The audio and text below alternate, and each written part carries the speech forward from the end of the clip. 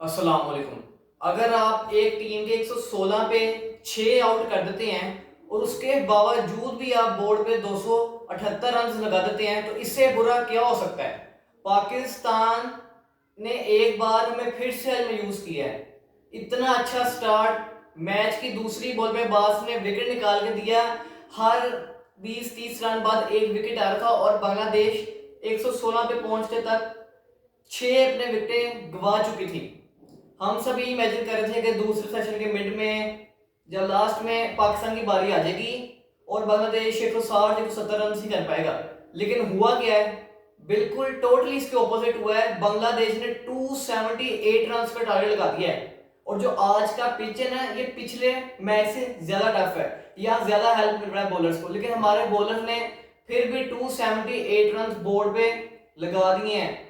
बांग्लादेश के हाथों 278 रन हमें पड़ चुके हैं और पाकिस्तान की बैटिंग आई है, 15-16 रन भी किए हैं। लेकिन इंपॉर्टेंट बात ये है आज की डिस्कस करेंगे हम कि 278 रन किस तरह लग गए बोर्ड पे। हम तो यही इमेजिन करते हैं 150, जब बहुत ज्यादा पे तो बांग्लादेश अच्छा खेले तो 180 होगा। लेकिन बांग्लादेश ने जितनी अच्छी क्रिकेट खेली, जितनी सेंसिबल क्रिकेट खेली है, लग ही नहीं रहा था बांग्लादेश में। ऐसा लग रहा था जैसे ऑस्ट्रेलिया टीम होती है। उनका जो माइंड सेट था, जिस तरीके से अपने प्लान्स को एग्जीक्यूट किया, और यहाँ लिटन दास की जितनी तारीफ कीजिए उतनी कम है। अपनी टीम के लिए वन मैन आर्मी का उसने रोल निभाया। आज 126 रन की नो खेली है, फायर नो खेला उसने। इतनी अच्छी उसकी ये इनिंग्स थी, 126 रन करके वो आउट हुआ और उसकी बदौलत ही 278 रन बोर्ड पे लगा सके बांग्लादेश। क्रेडिट तो यहाँ जाता है लिटन दास को, लेकिन ये क्रेडिट साथ साथ जाएगा तस्कीन अहमद को भी। तस्कीन अहमद को जाएगा, तजुल इस्लाम को भी जाएगा, साथ ये शरीफुल इस्लाम को भी क्रेडिट जाएगा, क्योंकि जिस तरीके से उनके बॉलर्स ने भी 40-40, 30-30, 50-50 बॉलें खेली हैं, उनको भी क्रेडिट जाता है, क्योंकि उनकी वजह से ही एक कंफर्टेबल जोन मिला लिटन दास को। उनको पता था कि हाँ यार ये बॉल रोक सकते हैं, विकेट नहीं गिव अप करेंगे। शुरू में देखे ना, लिटन दास सिंगल नहीं कर रहे थे, चौथी पांच बॉल सिंगल करते थे और एक बॉल देते थे। कभी इस्लाम को भी दी उन्होंने, शरीफुल इस्लाम को दी, इसके अलावा तजुल इस्लाम को दी, तस्कीन अहमद को भी दी कि वो खेलें। 4 पॉइंट वाले वो खुद ही खेलते रहे थे, सिंगल निकलता तो नहीं निकालते थे, लेकिन जैसे जैसे उनको ट्रस्ट पड़ा, उन्होंने पहली बॉल पे सिंगल भी किया, दूसरी बॉल पे भी ओवर की सिंगल किया। उनको कोई ट्रस्ट होगा ना कि खेल सकते हैं। उनके ये माइंडसेट में होगा कि अगर ये बॉलर्स भी आउट होते रहे तो फिर मेरे यहाँ खड़े रहने का फायदा कोई नहीं है। उन्होंने बहुत समझदारी से खेला, पहले खुद इनिंग्स को लेके चले, रन अच्छे किए, जो प्रेशर था बांग्लादेश से वो रिमूव किया उन्होंने, और फिर अच्छी तरीके से टीम को लेके चले। वो जितनी उनकी मैच तारीफ करूं कम है। मुझे नहीं याद पड़ता ऐसे कि पिछले 3-4 सालों में पाकिस्तान को ऐसे भी बैट्समैन लेके चला हो कि 5-6 विकेट गिर गई हो 100-150 रन पे और हमारा स्कोर 250 के आसपास हो गया हो। मुझे नहीं याद पड़ता पिछले 2-3 सालों में ऐसा हुआ हो। लेकिन जितनी यहाँ तारीफ की जाए ना लिटन दास की, उतनी कम है। पहले उसने आराम से सिंगल डबल करता रहा, अभी बाउंड्री मारी उसने। जब उसको पता लग गया इस चीज का कि जो मेरे बॉलर्स मेरे साथ खड़े हैं नॉन स्ट्राइकर पे, वो भी आराम से बॉल खेल पा रहे, तो उनको भी स्ट्राइक दिया और उन्होंने भी बाउंड्रीज मारी है। हमें बहुत ही बुरी बॉलिंग की है आज पाकिस्तान ने। बहुत कुछ है डिस्कस करने के लिए, आज बात करूंगा एक एक प्लेयर में डिटेल से बात करूंगा।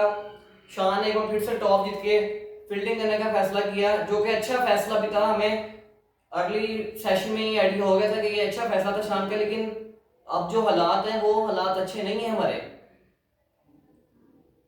जो एक बार फिर से डक पे आउट हुए हैं, ये जो इनके ओपनर्स है ना, ये तो हमारे लिए चलती फिरती विकेट थे। आपने देखा पिछले दोनों इनिंग्स में, पिछले मैच की, इनके ओपनर जल्दी आउट हुए, और आज भी महमूदुल्लाह हसन जो है डक पे आउट हुए हैं। लेकिन आज उनकी जो नॉन स्ट्राइक पे आते थे ओपनर, उनकी जगह पे तंजीर हसन को मौका दिया और एक उन्होंने इंपैक्टफुल नो खेली।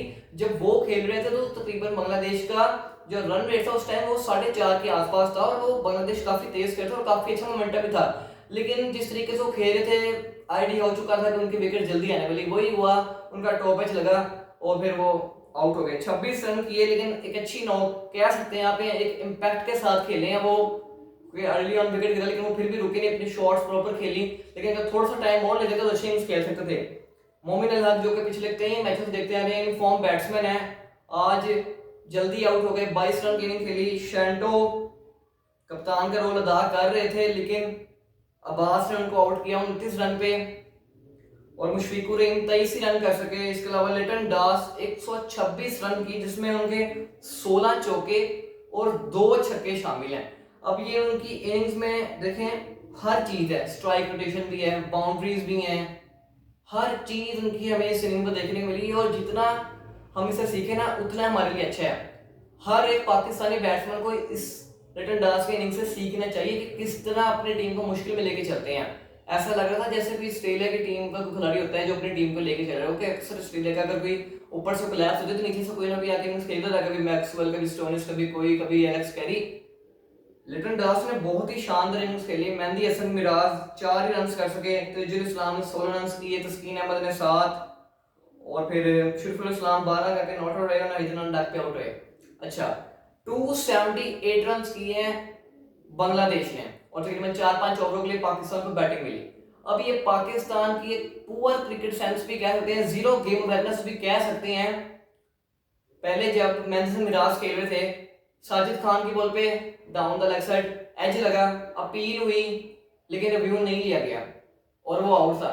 लेकिन शुक्र अदा करें कि मेहंदी हसन मिराज ने हमें डैमेज नहीं किया और अपने विकेट पकड़ के चले गए। इसके बाद तजुल इस्लाम पे कैच स्लिप में सलमान अली से ड्रॉप हुआ, टफ चांस था लेकिन कैच करना चाहिए था क्योंकि उस सिचुएशन पे हमें विकेट नहीं मिल पा रहा था और हम एक विकेट निकालना पड़ना था।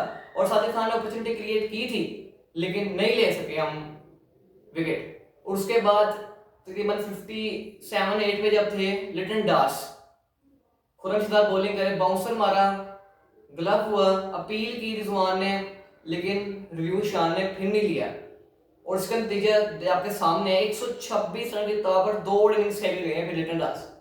अगर वो उस टाइम रिव्यू ले लिया गया होता तो तकरीबन बांग्लादेश 200 पे ही ऑल आउट हो जाती तो हमें थोड़ा सा सुकून होता है, चलो कोई नहीं, 20-30 रन एक्स्ट्रा दिए कोई बात नहीं। लेकिन शान ने रिव्यू वहां पे नहीं लिया। अब जो एक रिव्यू हमारे पास बचा है वो क्या करना है हमने, शान को तो जीरो गेम अवेयरनेस है, बहुत ही बुरी कप्तानी कर रहे हैं इस पूरे हम सीरीज में देखते हैं ना, शान को कोई आइडिया नहीं है, जीरो गेम अवेयरनेस है शान की। 2 अपॉर्चुनिटीज रिव्यू से विकेट मिल सकता था लेकिन शान ने रिव्यू नहीं लिया, न जाने क्यों नहीं लिया। हालांकि अपील भी अच्छी होती रही है लेकिन शान ने रिव्यू नहीं लिया और रिव्यू उन पे लिए जो कि साफ साफ नॉट आउट था लेकिन शान ने रिव्यू लिया। अब जितना डैमेज करके किया है हमें लिटन दास, अब इसका जिम्मेदार कौन है? बॉलर्स पे हम आगे जाके बात करेंगे ना कि किसने किस तरीके की बॉलिंग की है। पहले ये सवाल कप्तान पे आएगा कि कप्तान ने उस टाइम रिव्यू क्यों नहीं लिया। आपको पता भी है कि लिटन दास यहाँ पे आउट हो गया तो हमारा स्कोर, जो बांग्लादेश का स्कोर है ना, वो आगे नहीं बढ़ पाएगा, वो यहीं पे रुक जाएगा। बेशक आपके पास लास्ट रिव्यू था, आपको रिस्क लेना चाहिए था और अच्छी खासी अपील भी हुई थी लेकिन आपने ट्रस्ट नहीं किया अपने खिलाड़ी पर, रिव्यू आपने नहीं लिया और इसका नतीजा ये हुआ कि बांग्लादेश 278 रन बोर्ड पे लगा चुका है। अब पता नहीं कल पाकिस्तानी 278 रन पूरा कर पाएगा या कम करेगा, इससे ज्यादा करेगा, ये तो खैर बात की चीज है ना। अभी इस चीज पे आते हैं कि शान मसूद को वो रिव्यू लेना चाहिए था और हम इस पूरी सीरीज में थ्रू आउट देखते आ रहे हैं शान की छोटी छोटी गलतियां जो हम देखते आ रहे हैं। शान को नहीं पता चल रहा कि उसको कैसे कैसे मैनेज करना अपनी टीम को। अब देखें लिटन दास खेल रहा था, सबको पता चल गया था, कोई बच्चा भी देखे 10-12 साल का उसको भी आइडिया हो गया था ना कि चौथी तीसरी बॉल पे सिंगल कर रहे लिटन दास। लेकिन क्या शान ने कोशिश की कि उसका सिंगल रोकूं, मैं उसको ब्लॉक करूं कि वो सिंगल ना कर सके, उसको मजबूर करूं कि वो बॉल रोके या वो गलत शॉट मारे और वो आउट है? नहीं किया शान ने ऐसा। उसने कितनी बारी तो कम से कम 20 से 25 ओवर में ऐसा किया कि चौथी तीसरी पांचवी बॉल पे उसने सिंगल निकाला और नॉन स्ट्राइकर पे जो बॉलर उसको स्ट्राइक दिया। लेकिन शान ने जीरो एफर्ट की, जीरो एफर्ट, उसको आसानी सिंगल दिए शान मसूद ने। अगर वो सिंगल उस टाइम पे रोक लेता तो लिटन दास पे जाहिर सी बात है प्रेशर आता और वो गलत शॉट मारते हुए आउट होता, लेकिन शान ने कुछ भी नहीं ऐसा किया। आगे जाके बात करेंगे, शान ने बहुत टेक्निकल छोटी छोटी गलतियां की हैं। और अगर पाकिस्तान की बॉलिंग की बात करें तो अब्बास ने एक बार फिर से आउटस्टैंडिंग बॉलिंग की है, 3 विकेटें निकाली हैं आज भी। शुरू में पहली दूसरी बॉल पे ही अक्सर महमूदुल्लाह हसन जोई का विकेट निकाला, अच्छी बॉलिंग की आज भी मोहम्मद अब्बास ने। और इस पूरी सीरीज में हम देखते आ रहे हैं कि मोहम्मद अब्बास पाकिस्तान की बॉलिंग लाइन को कंट्रोल कर रहे हैं, लीड कर रहे हैं फ्रंट से और वो विकेट निकाल के दे रहे हैं आगे से। बहुत अच्छी बॉलिंग की शामसू ने। और खुरम शहजाद जिनकी हम बात करते आ रहे थे पिछले टेस्ट मैच में भी कि शान साहब बात कर रहे थे, मैं नहीं सिर्फ, हर कोई बात कर रहा था कि खुरमशदाद को इस तरह के पिचेस पे होना चाहिए, क्योंकि ये सूटेबल करती हैं खुरमशदाद जैसे बॉलर्स को। आप ऑस्ट्रेलिया का टूर उठा के देख लें खुरमशदाद का, साउथ अफ्रीका का टूर उठा के देख लें, खुरमशदाद को ये कंडीशंस फेवर करती हैं और उसको हेल्प मिलती है। आज 4 विकेटें खुरमशदाद ने निकाली है, 4 विकेटें खुरमशदाद निकाली गई है, और उसका फाइबर भी पूरा रहता कि वो रिव्यू उस टाइम लेते लिटन दास का। लेकिन बहुत ही आउटस्टैंडिंग बॉलिंग की खुरमशदाद ने, लेकिन इसका फायदा कोई नहीं ना खुरमशदाद को, क्योंकि जब अगली सीरीज आएगी तो शहीन तो नहीं बैठेगा ना, बैठेगा तो जाहिर सी बात है खुरमशदाद ही, शहनशाह तो नहीं बैठ सकता। हाँ मुमकिन है ऐसा, जो कोचेज ने आज उनको बैठाया है, ना जाने दिल पे किस तरीके से उन्होंने पत्थर रख के बैठाया होगा, उनकी मजबूरी बन गई थी, वरना वो कभी भी ना शहनशाह को बैठाते, और मजबूरी में बताया उन्होंने किस तरीके से खुरमशदाद को खिलाया। अब खुरमशदाद ने चीज प्रूफ की है ना, अगर हम उनको फिर भी अगले आने वाले मैचेस में, इंग्लैंड टूर में हम उनको मौके ना दे, 3 के 3 मैच ना खिलाएं, तो फिर ऐसी मैनेजमेंट हम क्या कर सकते हैं। हाँ थोड़ा सा उनके बॉलिंग लाइनअप में इश्यूज हैं, नो बॉल स्पेशली वो बहुत ज्यादा करते हैं, उनको अपने फुटबॉल को थोड़ा कंट्रोल करना होगा। आज भी उन्होंने 4 नो बॉलें की हैं, लेकिन ओवरऑल अगर देखें तो अच्छी बॉलिंग की है। जो नो बॉल सिलसिले उन्होंने थोड़ा उन्हें कम करना होगा, क्योंकि अक्सर ऐसा भी हो सकता है कि विकेट लेवल वो डिलीवरी नो बॉल निकले, तो ये चीज बहुत महंगी पड़ सकती है आपको टेस्ट मैच में। ये थोड़ा सा आपको ना अपने आप पे वर्क करना है खुरमशदाद। बाकी आपकी आज की जो बॉलिंग थी, आउटस्टैंडिंग बॉलिंग की आपने। हसन अली शुरू में जब आए थे पहली ओवर में इंजर्ड हो गए थे और 5 बॉलें करा के वो चले गए थे, उसके बाद वो आए हैं थोड़ी देर बाद, बॉलिंग की, 2 विकेटें ली हैं, अच्छी बॉलिंग की। हसन अली ने भी लिटन दास को आउट किया, वरना लिटन दास तो रुकने का नाम ही नहीं ले रहा था। और अब हम सलमान लियारा की बात करते हैं। सलमान लियारा से 1 ओवर करवाया और 1 बॉल करवाई है, जो हसन अली ने की रहती थी वो इसने करवाई थी सलमान ने। अब 1 ओवर करवाने का मकसद क्या है, मुझे ये चीज समझ नहीं आ रही शामसुर की। देखे ना एक और टेक्निकल गलती, 1 ओवर ही क्यों करवाया, या तो वो भी नहीं करवाता ना, जाकर लाया तो उसे बैक टू बैक ओवर दो। कि शान ने ये माइंड बैठाया हुआ था कि मैं आगे को लाऊंगा, अगर 1 ओवर में विकेट निकाल के इसने मुझे दे दी तो ठीक है, दोबारा ओवर दूंगा, अगर इसने विकेट ना निकाली तो दोबारा इसको मैं ओवर भी नहीं दूंगा। अब ये क्या मकसद है, हमने पिछले मैच में डिस्कस किया था टेस्ट में कि दोनों इनिंग्स में शान ने सिर्फ आगे को 5 से 6 ओवर दिए हैं, उसके बाद ओवर नहीं देता वो। इसका मकसद क्या है, फिर शान आप या ओवर आप दे ही ना फिर। और फिर साजिद खान को आपने 31 ओवर दिए हैं, आपको अच्छे तरीके से आइडिया हो जाना चाहिए था पहले 10 ओवरों के बाद कि फास्ट बॉलर्स के लिए इस पिच में बहुत कुछ रखा है। लेकिन साजिद खान से आप ओवर करवाई जा रहे हैं, करवाई जा रहे हैं, करवाई जा रहे हैं, करवाई जा रहे हैं, और सिर्फ वो 1 विकेट ले सके। बेशक उन्होंने 2 अपॉर्चुनिटीज क्रिएट की थी, मैंने से मिराज की वो खेल रहा था, वो अपॉर्चुनिटी क्रिएट की थी, तो जिन्हें इस्लाम के भाई अपॉर्चुनिटी क्रिएट की थी, लेकिन खैर वो तो टेल एंडर था ना। आपने 31 ओवर करवाए हैं साजिद खान को और उनको 96 रन लगे हैं। और अगर आप देखा जाए, आपने अब्बास से 16 ओवर करवाए हैं, ठीक है, अब्बास से सिर्फ 16 ओवर करवाए हैं आपने, शामसूद खुरमशदाद से सिर्फ 17 ओवर करवाए आपने, और हसन अली से आपने 11 ओवर 5 बल्ले, मतलब 12 ओवर एक किस्म हो गए। अब ये देखें ना आप, 11 12 17 16 ओवर करवाए हैं उन बॉलर से जिनको विकेट्स मिल रहा है और बैट्समैन को मुश्किल हो रही खेलने में, लेकिन शान मसूद ने सिर्फ ट्रस्ट किया तो साजिद खान भी किया, उसको 31 ओवर दे दिए, मतलब एक सेशन से भी ज्यादा साजिद खान ने कराया। अब इसका क्या मकसद बनता है, ये चीज मुझे समझ नहीं आ रही कि शान मसूद का जो माइंड सेट है कैप्टेंसी करने का, शान को बिल्कुल भी नहीं पता।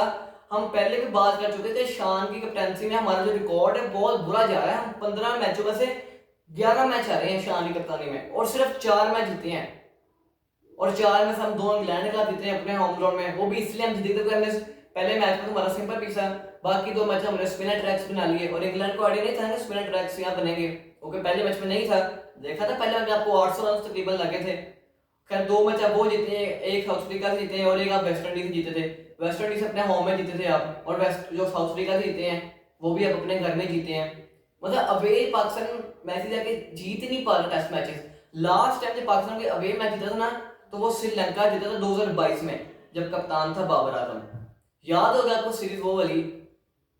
तब हम लास्ट टाइम अवे जाके कोई मैच जीते थे, 22 गया, 23 गया, 24 गया, 25 गया, 26 भी आधा गोल चुका है, लेकिन हम कोई अवे सीरीज नहीं जीते। सीरीज से दूर के बाद हम मैच भी नहीं जीत पा रहे हैं। शान की यहाँ बहुत सी छोटी छोटी गलतियां रही हैं आज की मैच में, ये चीज पाकिस्तान की मैनेजमेंट को समझनी चाहिए कि शान को नहीं कप्तानी करनी आ रही। हम बहुत सारे मैचेस में देख चुके हैं, शान को नहीं पता चल रहा कि मैंने किस तरीके से किस बैट्समैन को कब ब्लॉक करना है।